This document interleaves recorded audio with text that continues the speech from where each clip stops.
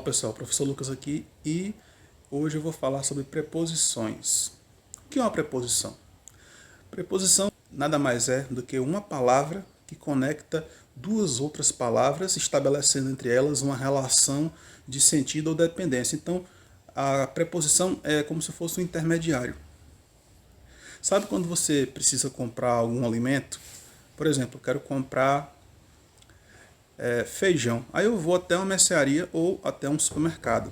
Então, o supermercado é o intermediário. Por quê? Porque o dono do supermercado, os funcionários de lá, eles não produzem aqueles alimentos. Quem produz é o produtor que está lá no campo, né, o agricultor. Só que ele vende, né, para comerciantes e aí esses comerciantes revendem esse produto para as pessoas. Então, no caso, uma preposição ela é uma intermediária. É uma palavra intermediária, por quê? Porque ela está no meio. Então imagine três palavras.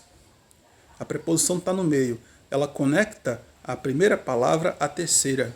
Eu tenho três, né? Então na sequência, a primeira palavra, certo? Ela tem uma relação com a terceira. E no meio está a preposição, que é a segunda palavra. Vou pegar aqui um exemplo para você entender. Por exemplo, caixa de chocolate. Então, caixa é um substantivo. O de é uma preposição. E chocolate é um adjetivo, porque é a característica da caixa. Então nós temos caixa de madeira, caixa de papelão, caixa de isopor, né? Caixa de papel, caixa de vidro, de diversos tipos de materiais, mas essa é uma caixa de chocolate. Todo mundo sabe o que é uma caixa de chocolate. Quando você abre a caixa, tem o quê? Chocolate dentro. Então, o que acontece? Esse de é uma preposição que une duas outras palavras. Une a palavra caixa à palavra chocolate. E aí estabelece uma relação de sentido. Porque faz sentido a conexão aí, caixa de chocolate. Porque explica o sentido, o que é. Entendeu? Então, nós temos aí uma relação de sentido. Ok? Então, de é um exemplo de preposição. Em é um tipo de preposição. Para também é um tipo de preposição. Sobre é um tipo de preposição. Se eu falar assim, o livro está sobre a mesa, quer dizer que está em cima da mesa. Então, sobre é uma preposição. Temos também mais exemplos de preposição. Como, por exemplo, eu estou sem caneta. Esse sem é uma preposição. Então, basicamente, as preposições são uma classe de palavras que funcionam como conectivo.